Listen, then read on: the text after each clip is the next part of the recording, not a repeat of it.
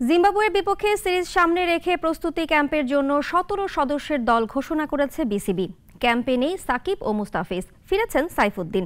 এদিকে কাজে নেমে পড়েছেন টাইগারদের নতুন spin bowling coach Mushtaq Ahmed. Rajibul ইসলামের রিপোর্টে বিস্তারিত। জিম্বাবুয়ে সিরিজের আগে চট্টগ্রামে ৩ দিনের প্রস্তুতি ক্যাম্প করবে বাংলাদেশ। এজন্য ১৭ জনের স্কোয়াড বেছে নিয়েছে নির্বাচক প্যানেল।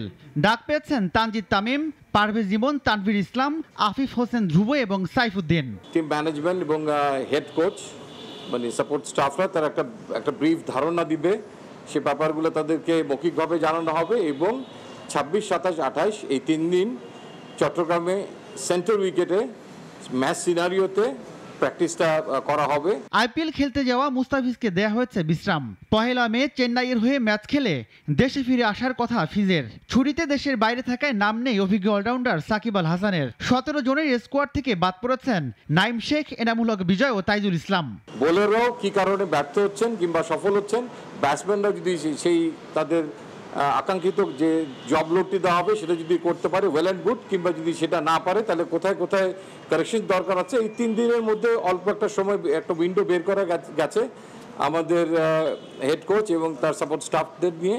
বেসিক্যালি এটা একটা প্ল্যান করা হয়েছে এবং ২৮ তারিখে এটা শেষ হবে। বিসিবিতে যোগ দিয়েছেন নতুন spin bowling coach Mushtaq Ahmed. গণমাধ্যম কর্মীদের সঙ্গে কুশল বিনিময় করেছেন পাকিস্তানের সাবেক ক্রিকেটার। ঘুরে দেখেন টাইগারদের হোম অফ ক্রিকেট। এর আগে সাক্ষাৎ করেন হেড কোচ চন্ডিকা হাতুর সিংহে এবং ক্রিকেটারদের সঙ্গে। কাজ শুরুর আগে জানালেন নতুন স্বপ্নের কথা। আগামী ২৬ এপ্রিল মূল কাজ শুরু করবেন মুশতাক আহমেদ। জিম্বাবুয়ের বিপক্ষে সিরিজের আগে ২৮ এপ্রিল পর্যন্ত সিলেটে ক্যাম্প করবে বাংলাদেশ দল। রাজিবুল ইসলাম, নাগরিক, ঢাকা।